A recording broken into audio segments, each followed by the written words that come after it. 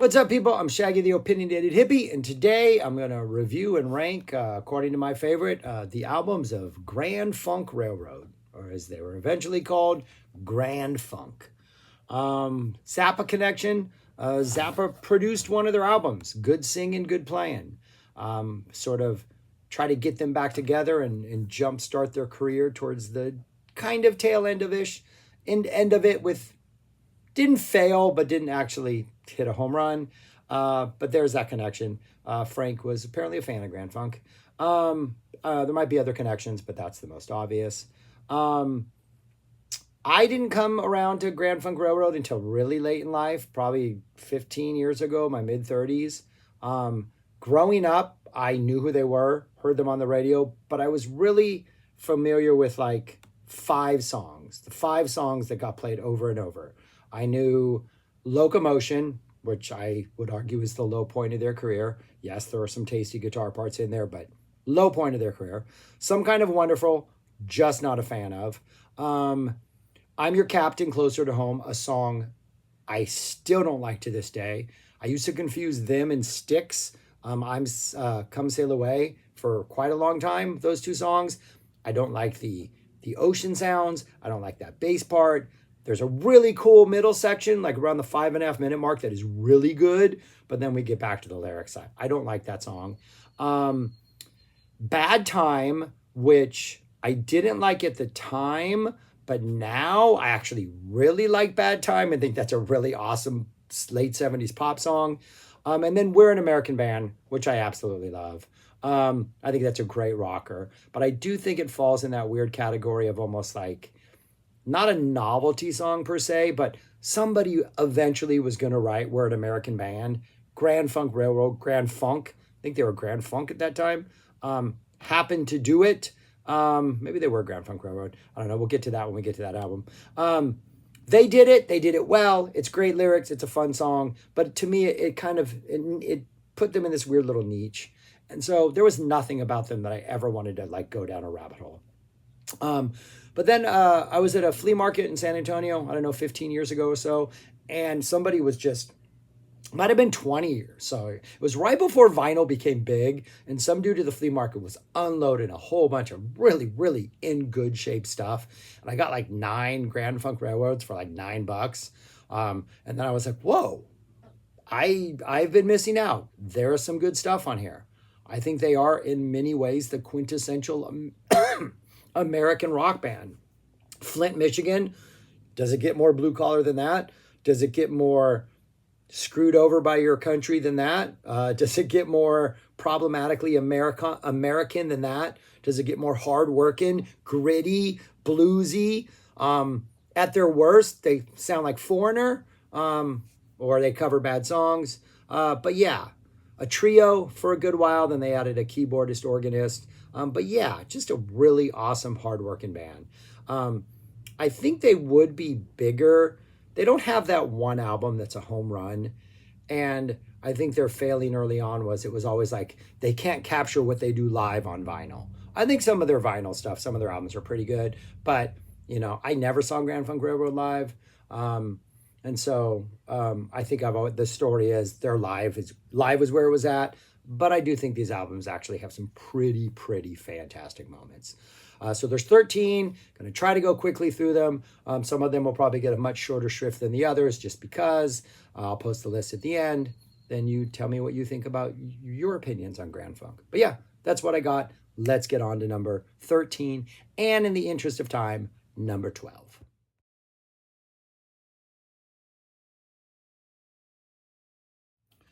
Number 13 and number 12 are their last 2 studio albums. 1983's What's Funk comes in at 13.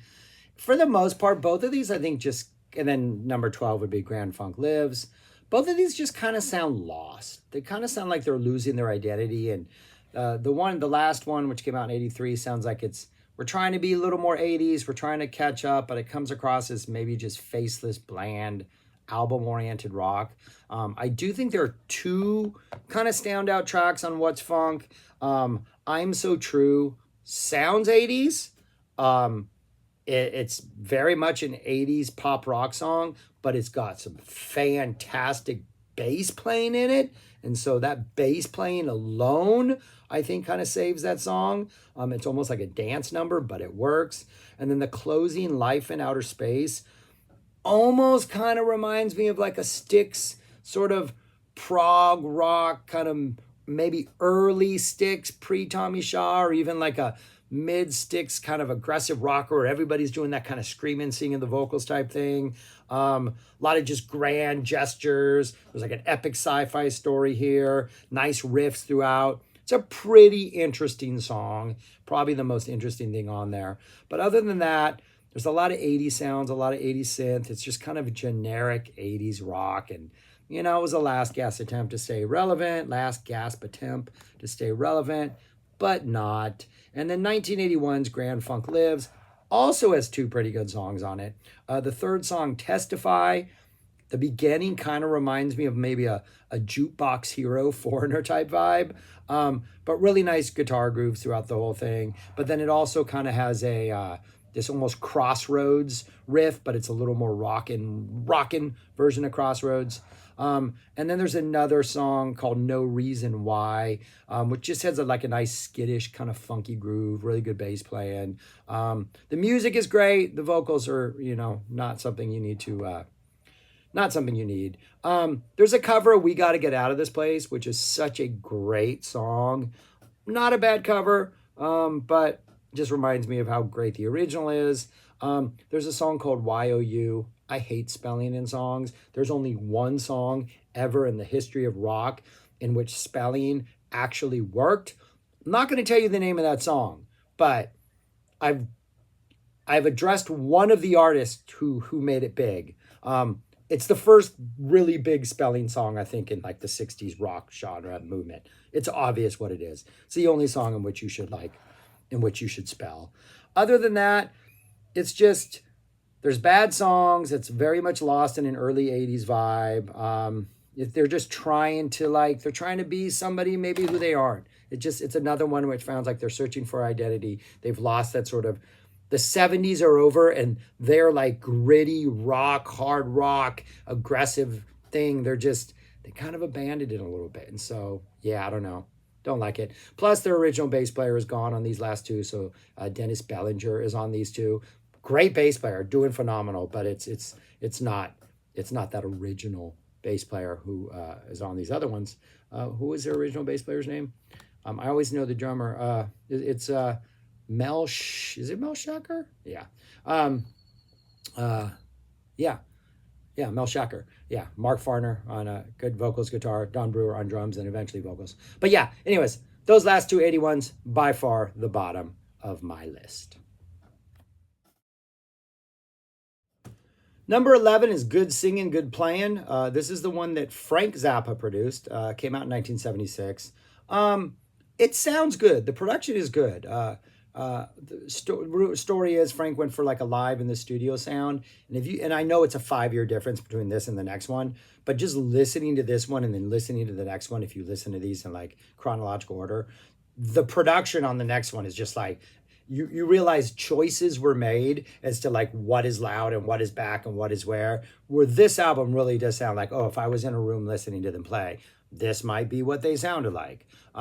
So he did a good job on that. It's just, there are moments, but the songs are kind of weak. There's a couple good songs towards the end or on the second half. Out to Get You, which Frank drops a solo on. There's a couple solos on this.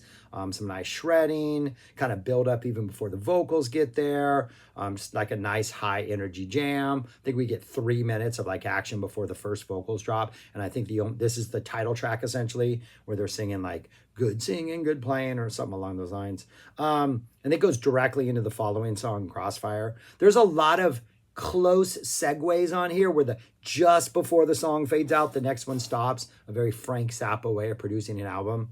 And then the closing track, Going for the Pastor, is also pretty cool. Really nice guitar melody in it. It's got a nice kind of funky start-stop, kind of give and take type of jammy energy, kind of chugging, kind of funky.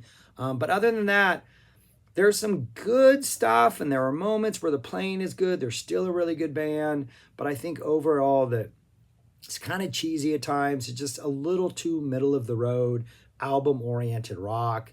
Don't Let 'Em Take Your Gun almost sounds like a Elton John Tumbleweed Connection era theme, but performed by Leonard Skinner. Um, Miss My Baby, kind of a nice slow tempo, but I think I'll join the Navy is one of the greatest lines. You miss your baby, you might as well join the Navy, right? Yeah, it's just some weird stuff on here. Big Buns, which is like 30 seconds of nonsense. Probably a Frank thing. 1976 starts off with some like Hendrix energy, but then kind of just goes into this bland, okay rocker. It is not a bad album by any sense. There are moments, but for the most part, I think it's kind of forgettable. And overall, I think Frank tried. I think it sounds good. I think it represents what the band sounds like, maybe, but I just don't think the songwriting is all that fantastic. And I'm pretty sure Farner wrote most of the songs on here with some help from a couple others on a couple other songs. But yeah, I mean, it's a great catalog. And so this one falls to number 11. Good singing, good playing. Number 9 or number 10 is their ninth. This is All the Girls in the World Beware. Came out in 1976. By this point, they do have Craig Frost is officially in the band as an organist keyboardist. This is another one that I would say is overall not the best songwriting, but there were some really good moments. And at its worst is just kind of album-oriented rock, kind of late 70s bland. It's just kind of fall into the middle of sort of what you would expect hearing on the radio. I don't think anything on here. Bad Time is from here, which I actually think is now a really good song. Just really nice poppy melody, and it's actually pretty good. Didn't like it as a kid. And then Some Kind of Wonderful came off here, which I'm not a fan of Some Kind of Wonderful. But I think the two highlights, a song called Life, which just has a really nice kind of guitar shredding opening, kind of flexing, get some really hyper organ type drenched psych rock in here. What Happened to the Revolution? Just really nice guitar, sort of just a pedal to the metal. It's like a 5-minute song. First 4 minutes are almost just like pedal to the metal aggressive. Then we kind of downshift into this really nice funky groove for like the last minute or so. That's pretty interesting. And then towards the end, you have a song called Good and Evil, which is just great menacing music, some nice organ, some nice kind of strut and bass, just a nice heavy vibe. My only issue is the lyrics are like altered production wise. So you're given this almost like good and evil type mix where the music is what is good, if not great. And the vocals are what are evil, but not in a good way. But just really good guitar solo, jammy energy. It's just, if I had to fix anything, I would fix the vocals. There's a song called Look at Granny Run Run, which kind of sounds like Dr. Hook in the Medicine Show, but with some like cheesy piano rock. Memories. It's Memories, and it's a ballad. I mean, no. We got some good stuff in here. Runnin' kind of sounds like 70s game show energy, but with like, they took a lot of cocaine and everybody's really hyper and we're got to write a theme for a 70s game show. The opening Responsibility.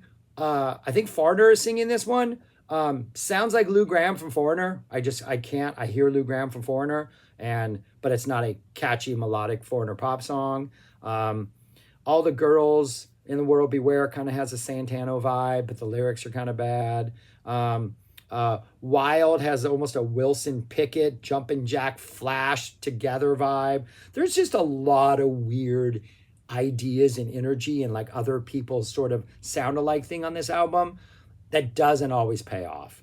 But Life on side A, and then Good and Evil and Bad Time on side B, I think are easily the standout tracks. Again, not a horrible album, but they do better, as we're about to find out. Number 9 is their 5th album, E Pluribus Funk. And man, do I wish I like this album better because I love the title of this album. E Pluribus Funk. I like that. Another one where I think the playing, the energy, the band, what they're bringing themselves is great. I just think ultimately the songs kind of don't match up to their energy and their attitudes. It's one of those instances where, like, I think one of the reasons they're not bigger than they are is because We're an American Band is a smash hit, but it's still, it has this weird novelty aspect to it in a slight way. Um, and I think, or a one hit wonder, even though they're not a one hit wonder. And I think that like the lack of really strong melodies and really strong hooks in some of these songs is maybe what held them back. And this is one of those where like the music's there, but then we get to like the actual melody and the lyrics and the verses, and I'm like, that's where it just like kind of lets me down. Foot stomping music is like a call to arms, like, hey man, we're gonna start off our concerts with this and we're gonna stomp some feet, have some music. Kind of reminds me of Cheap Trick, who wrote a song, what is it? The opening track of their second album, where they discovered that like when they went to play, people were yelling so loud that it didn't matter what they played as the first song. And so they wrote this song to open their shows with. It's the lead off track on their second album, which I can't remember what the name of it is, but they wrote it specifically so that during that first song, when everybody was screaming, the soundboard guy could just adjust the level. So by the time they got to the second sound, they would sound great. That's what foot stomping music feels like to me. Just, we got to write an opener so we can kick off our shows with something. People That Start the War, really funky groove. This is their fifth album, probably the deepest funk or the funkiest groove they've dropped so far. Really good. Nice overall energy, not a bad little song. People That Stop the War, I like Farner. He's got some good lyrics. He's got his heart in the right place, though maybe he's writing in cliches or maybe not really saying anything too original, but his heart's in the right place. Upsetter kind of reminds me of the Doobies. Every once in a while, they slip into a hard Doobies groove, which is not a bad thing, but this has a little bit of Doobie Brothers. A lot of riffs in here, a lot of different ideas. Not a bad song. And then I Come Tumbling, which I think is the highlight of the album, end of side A, kind of really aggressive, but kind of a messy rocker, like squiggly guitar lines all over the place, chaotic guitar energy. Sounds like they're tumbling musically, but it works. Save the Land, nice funky groove, kind of same kind of politics. No Lies, dramatic rocker, great playing. Again, the song is kind of, and then Loneliness, which takes a long time in the beginning to start doing really interesting things. And then by the time we get to the second half of this 8.5 minute song, there are so many different ideas bouncing around in the second half that it almost seems a little cut and paste random. Get some strings that come in. You get this chaotic string energy in there. And the opening part, which is like a low-key balladry, I don't think is good enough to keep me interested. So by the time we get to the end, the payoff is huge. So some good ideas, some great energy, some great playing. I just think the songs kind of let them down. This is their fifth album. Still just the three of them. No keyboardist here yet. So anyways, that would be my number 9, E Pluribus Funk, which is a great title. Number 8 is their fourth studio album, Survival. Came out in 1971. This one's kind of a hot mess, but hot messes can be entertaining. Short, it's only 7 songs. 2 of them are covers, which is one of the reasons it fell this far. Not a fan of covers. It's a cover of Feeling All Right, the Traffic song, and a cover of Gimme Shelter, which, great song. Perfect song. If I had to argue, if like in the pantheon of perfect 10 songs, I'm putting Gimme Shelter on a perfect song list. I also think it's one of those songs that is one of the reason it's perfect is because it was played by the Rolling Stones. Anybody else playing Gimme Shelter, do it live. Don't drop it on the album. John Lennon's Imagine, great song. John Lennon did it. Nobody else needs to do it. Like, there's a handful of those songs where it's like, apart from the artist who originally did it, just don't cover them on an album. Do them live. It just doesn't work. Like, I think both of these are good attempts by the band to do something interesting. They're bringing some Grand Funk Railroad energy to this, but they're like, if they had picked something else off, like what is Gimme Shelter on? Let It Bleed. Let It Bleed. Do the title track. Imagine Grand Funk doing that. Let's hear what they do with Monkey Man. That would be interesting. Like, better choices on those albums. So that's a complaint I have. First 2 tracks are great. Country Road, mid-tempo, bluesy rocker, nice sweet ending jam, and the absolutely fantastic All You've Got Is Money. Got a Doobies vibe in there. Got a great slow blues groove in there. Got some screaming and shredding guitar. The second half of this song is just an absolute beast. Groove just manages to get nastier as the song goes on. Like, all you've got is money. Like, they're bringing it. But then you get Comfort Me, which almost sounds like they're trying to have another, what is it? I'm Your Captain Coming Home song. Like, hey, let's mine that. Let's tap into that vein again and see if we can get another hit. Flirting with that, a 7-minute acoustic-y ballady stuff. You get a song called I Want Freedom, which has some really good organ energy, but it starts off with like all this studio chatter before we get in there.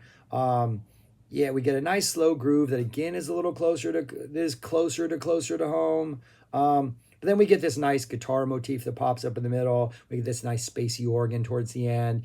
It's a little all over the map, and I think if it had been a little, oh no, that's what the second song is. I Can Feel Him in the Morning, which is I think a pro-Christian song. That's the one that's kind of all over the place. You get these kids talking about what I think is Jesus in the beginning.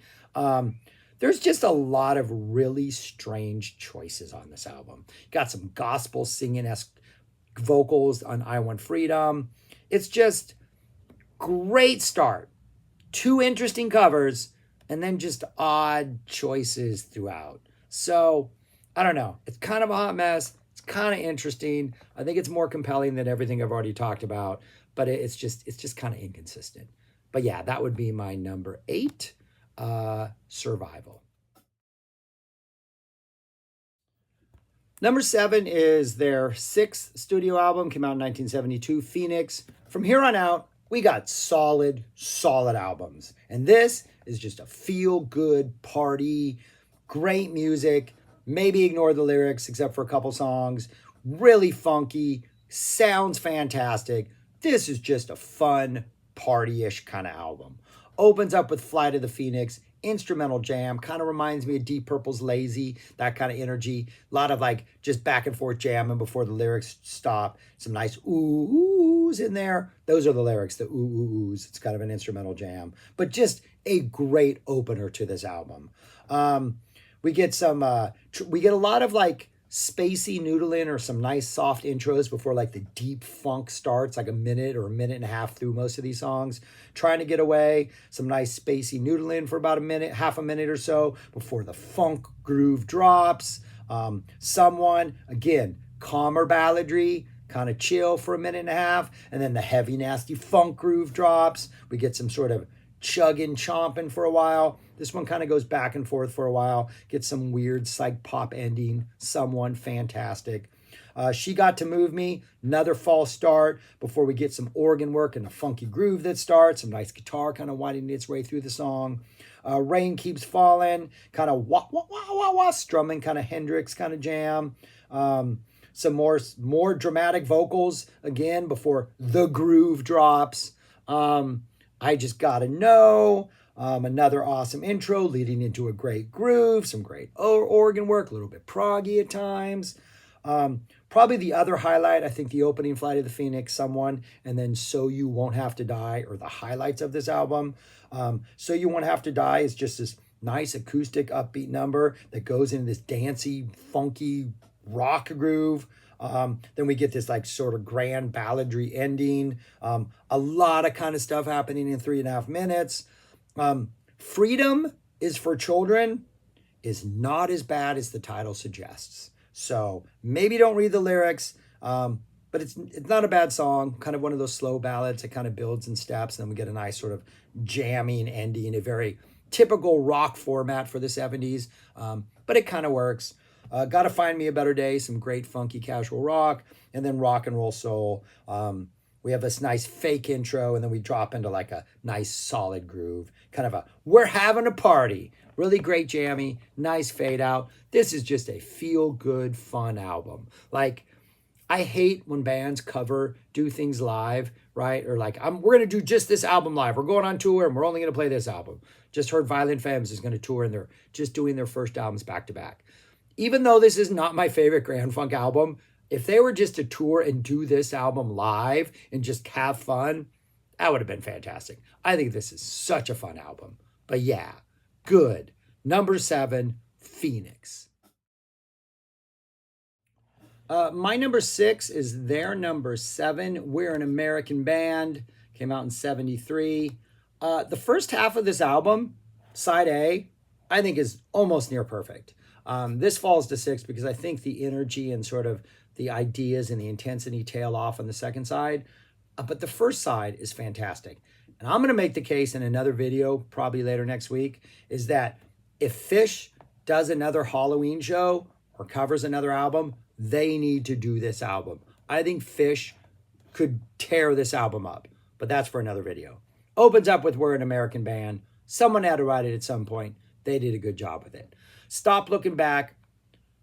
Perfect song to follow We're an American Band. Dynamic, playful, nice piano-driven opening. You get some like really nice rock, southern rock funk almost seeping in there. You get some nasty stomp swagger, crazy random drum ending. Creeping, some really nice bouncy keyboard vibe, really nice action in the keys. You get a nice organ swell, this cool mid-tempo groove, but there's like swagger in the bass, just really good stuff. And then you get Black Licorice, which I know there are people that don't like this song. If you're going to name a song Black Licorice, it's got to deliver on all the fronts. This delivers on all the fronts. Bass-driven, funky, it's got swagger, it's got attitude. It deserves the title Black Licorice. That's side A. I think it's an almost perfect side of music. The Railroad, we get sort of this like, dramatic intro into this sort of rock thud, just kind of steady groove that's going away. Ain't Got Nobody, we're slipping into some more Doobie Brothers type rock. Walk Like a Man, almost like we're an American Band light. Maybe we're trying to like get some of that energy that we used to open up the album. Nice, super funky ending to this song, but I don't think the song is all that anything until we get to that ending. And then we get Loneliest Rider, which is just some really awesome, bouncy organ groove. Musically awesome. Some lyrics are okay. It's like an anti-genocide song, so it's kind of cool about that. I think it addresses like Native American issues. There is a title track, a Hooray, not a title track, a bonus track, Hooray, that gets dropped on some of the releases that has some really nice sort of Deep Purple hard rock swagger that's absolutely amazing. So if you're interested in this album, find the one that has Hooray as the bonus track because it's a really good bonus track. But I would say the first half of this album is just classic Grand Funk Railroad. It just kind of drops off on side B. And they are still Grand Funk Railroad at this point. No, they're Grand Funk at this point. Yeah, they're just Grand Funk at this point. But anyways, they're an American band, and they're doing it well for half an album, which tracks for America right there. All right, yeah, but that's number 6, a solid number 6. Number 5 is their debut album, On Time, which came out in 1969. Yeah, this is just some nice, really, really solid rock and roll, hard rock, some tasty guitar throughout, good energy. Just an awesome debut. Are You Ready? Really good opener. Nice, smooth, tasty solo in there. Just hardcore, solid rock. Anybody's Answer, the second song, probably one of the best tracks on here. Just really nice, great riff that drops after kind of a slow intro. A little bit like upbeat and dancey, but then you get like the slow, heavy middle, kind of flirting with a little prog energy towards the end of it. Time Machine, some really nice Hendrix opener before we drop into some like deep blues. High on a Horse, 2.5 minute short little bluesy rocker. One of the highlights, TNUC, which apparently stands for the Noisy or the Noisily Underground Crew. Read the title backwards because that's what it's really about. Really good song, but it's got a drum solo in it, so that kind of ruins it. It's like half of a fantastic song with a 4-minute drum solo that kind of hurts it. Probably one of the reasons this drops to 5 is because of that drum solo. We don't need drum solos in studio albums, people. I just don't think we do. Into the Sun, got a nice big opening, and then we get a nice quiet build, some nice guitar throughout. We get one of those like 2.5 minute intro before we drop into like a rock groove that kind of reminds me of Funky Town. Bump, bump, bump, bump, bump, bump. Yeah, Funky Town is the one that sounds like. Some nice guitar lines in the middle, nice solo. Into the Sun, nice good opener, 6.5 minute opener. They're going for some lengthier songs on this debut. Heartbreaker, one of those songs that kind of slow, swagger swaying, kind of builds over energy. We get like an ending, and then we get like a coda jam that is absolutely fantastic after what we think is a fake ending. Longest song, nope, second longest song on here at 6.5 minutes. Heartbreaker. Um, Call Yourself a Man, nice, tight, playful rocker, some good energy there. Can't Be Too Long. Kind of another one of those ballads that has sort of just this slow building energy, dropping some great grooves throughout.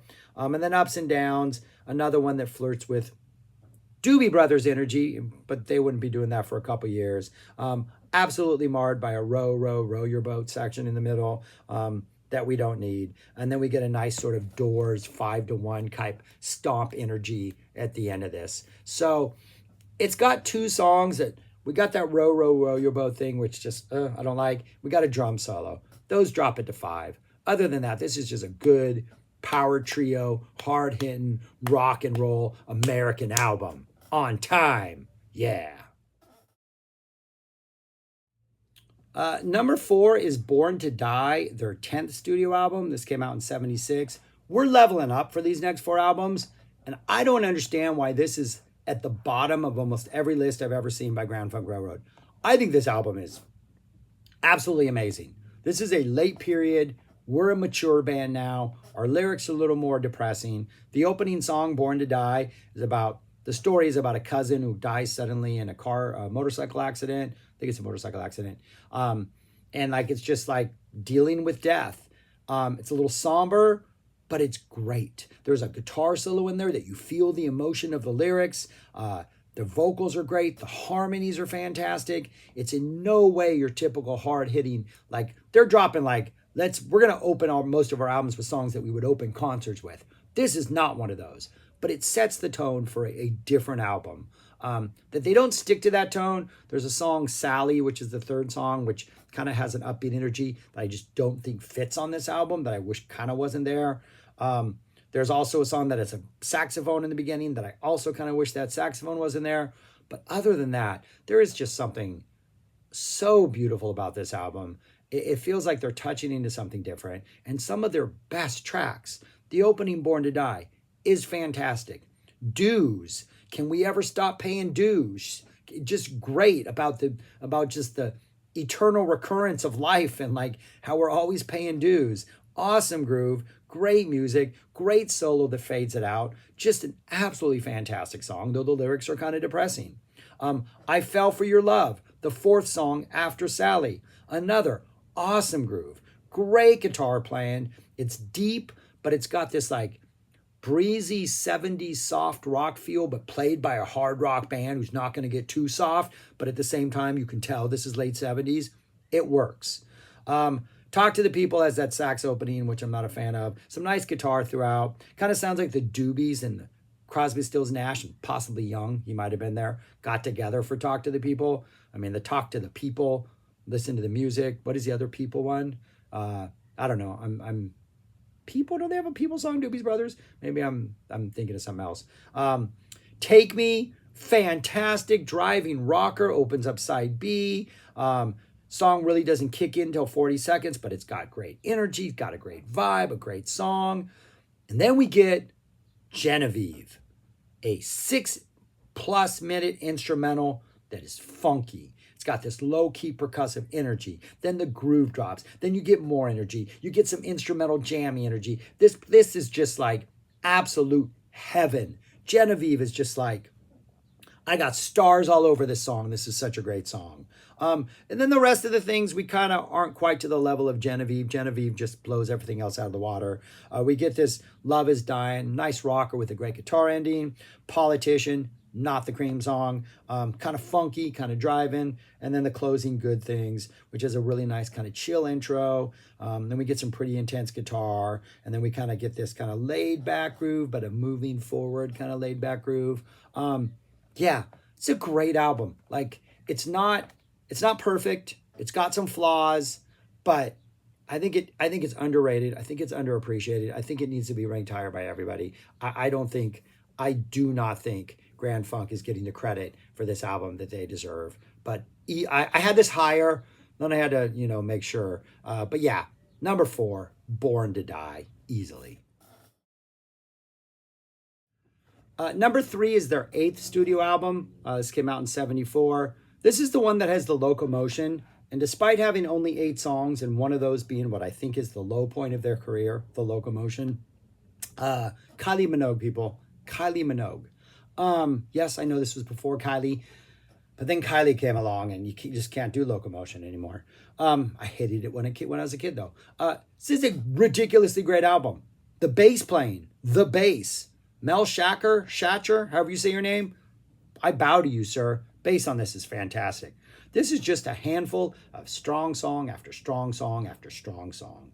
Shining On kind of reminds me of Panic in Detroit. A little David Bowie, but a little harder rocking energy there. Nice, cool rock groove, because that's what they do. To Get Back In, we got some horns dropping. Got a little melodic hook in there. It's working. Great solo. Vocals kind of give me a Black Crowes vibe. Sort of a, an early, maybe a little hard to handle Black Crowes version of that, but that kind of energy in the beginning of the song. Then we get Locomotion. Oh, so this is, yeah. So I have this theory. I think somebody made them do Locomotion, and they're like, we don't want to, but someone's like, yeah, we need the hit. Let's do this. It'll be good. So they put To Get Back In before it, which is a strong, strong song that sounds like, hey, we can write our own pop hooks. We don't need to cover somebody else's. Then they had to do it. So they put To Get Back In, the Locomotion to appease whoever made them do it, if that's what happened.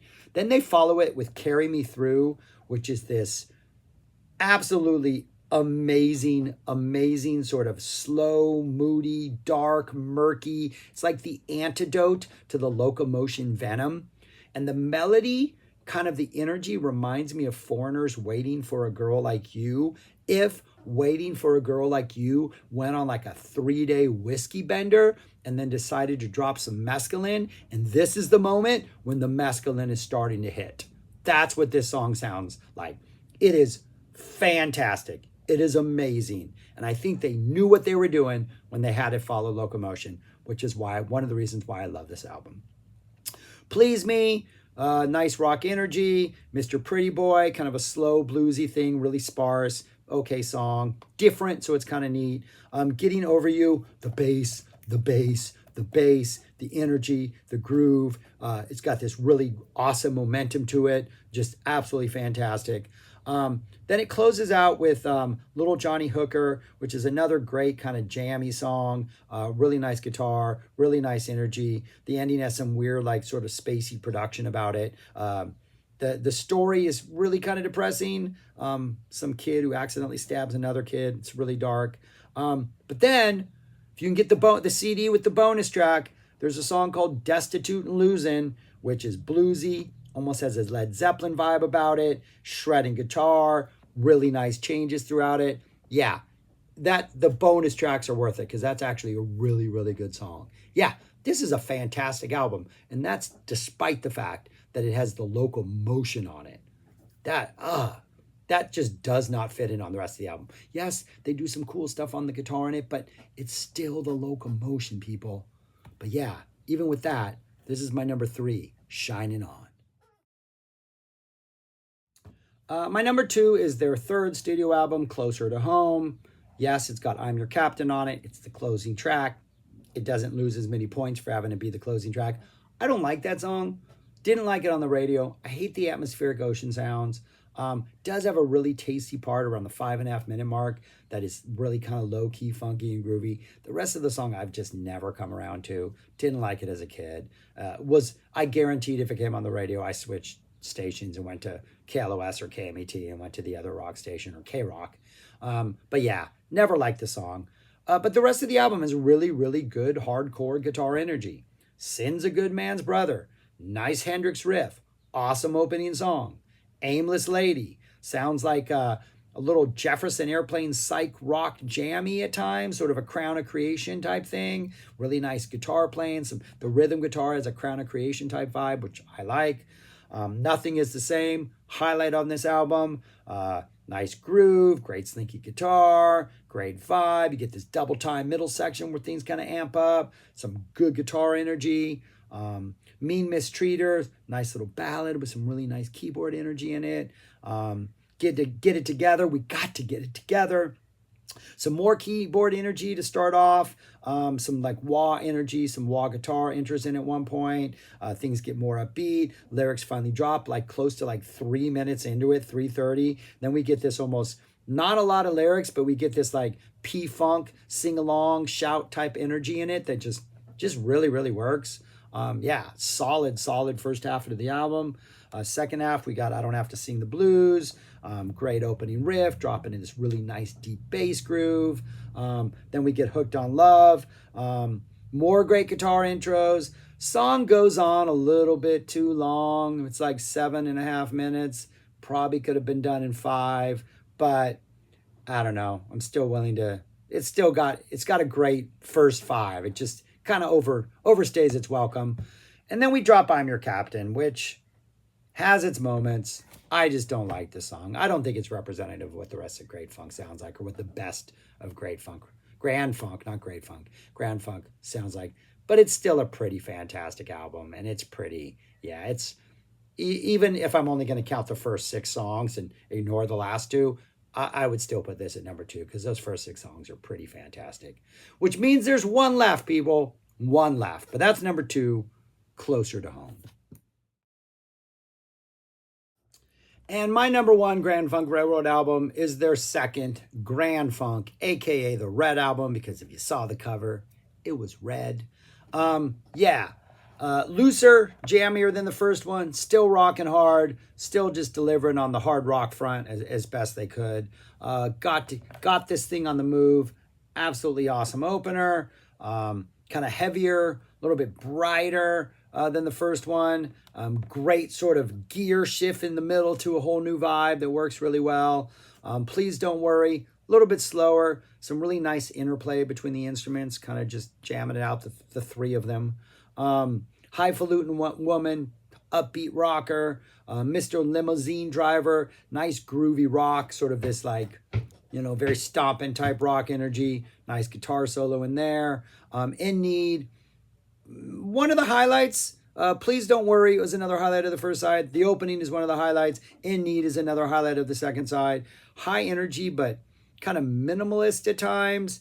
We get some harmonic in there, got some nice bass, and the guitar comes in, it kind of builds. We get this nice bass-led section. We never get guitar solo. We're kind of all over the place as the song goes on. It's like a 7-8 minute song. Nice guitar breaks throughout it. Then at the very end, I think it's just the guitar playing as we fade out. Might be a bass dropping some notes every once in a while. But it's a really sort of eclectic, trying a lot of different things, extending the song for 8 minutes. Just a really solid first side of music. Second side opens up with what might be the highlight of the album, Winter and Soul, sort of a country blues guitar opening. Then it goes into like this Stonesy swagger. Then we get like this Hendrix groove. Then it kind of simmers in the middle so we can build it back up to something pretty epic. Like, it shows a band comfortable with their pacing, comfortable with their exploration, comfortable with just like doing lots of different things and dropping lots of different ideas. It is a fantastic song. Paranoid, I think we got some sirens going at first. Kind of a doomy bass vibe in there, though we're not playing doom. Some nice funky distorted guitar. We drop into the groove. Yeah, it's no Paranoid from Black Sabbath, but it's a pretty good song. And then we get Inside Looking Out, which is like one of those start-stop kind of bluesy rockers. Very loose, jammy. We get a nice breakdown solo section in there. But it's one of probably the loosest, jammiest songs on here. Just kind of nice. I think it's a cover of an Animal song, right? Inside Looking Out. Is that an Animal song? Yeah, Animal song. So it's a cover of that. But yeah, nice near 10 minutes to close out side B. But yeah, this is just the album that's just like, it's them having a fun time. Like, they made their first one. They're going in the studio. It sounds more relaxed. It sounds more exploratory. I think it kind of sounds like you feel the energy of the band and the energy of the musicians. I know there's a complaints, like, the studio didn't match what they did live. It's pretty good. Like, I like this. I'm enjoying this. So, yeah, it's a really, really good album. Like, those top 4 on this list, fantastic. But my number 1, Grand Funk, the Red Album. And that is what they look like in written form. Yeah, those top 4, Born to Die, even I would go as far as that 5th one, that debut album. Maybe those top 5. Like, we're Those are really, really solid hard rock albums with lots of different sort of little prog elements there, maybe a little Hendrix, a little Southern rock, a little psych rock. Um, we're an American band, half of a great album. The second side is a little weaker, but not bad. Phoenix is just fun. Survival is maybe where we start getting a little more inconsistent. So 13 albums, half their catalog, I think, is our winners. I would say this is of my late post 30s musical discoveries of bands that had been around since I was a kid. And it's only like, you know what? I'm finally going to check this band out. This is probably one of my biggest surprises. I do not think their singles represent them well. We're an American band represents them well, but because of the nature of the lyrics and the title of the song, I put them in this weird one-hit wonder. That's a bad word. Niche novelty thing, which they did not deserve. So man, I wish I had come to like them earlier. But yeah, a fun band, great band, a great American rock and roll, hard rock, high energy, bring it type band. So yeah, that's what my list looks like. All right. Let me know your rankings. Love to know your thoughts on these albums, on Grand Funk, on all that kind of stuff. How good were they live? If you saw them live, I might tackle those. That one poor sounding live album, that bootleg live album they officially released, and maybe a couple other things. But yeah, I like this band. I enjoyed it. It's some good, when I want to just feel good and have a good time, I enjoy myself some Grand Funk Railroad. But anyways, and check out Born to Die. I think it doesn't get the props. I think every list I checked out prior to this, people had it way at the back, and I don't understand that. I think it's a fantastic album. That's all I got. Thanks for watching. Subscribe, like, share, comment, do all those things, and go check out these albums. But start with Born to Die and realize what a fantastic album that is. Fantastic. That's all I got. Peace. Talk to you later.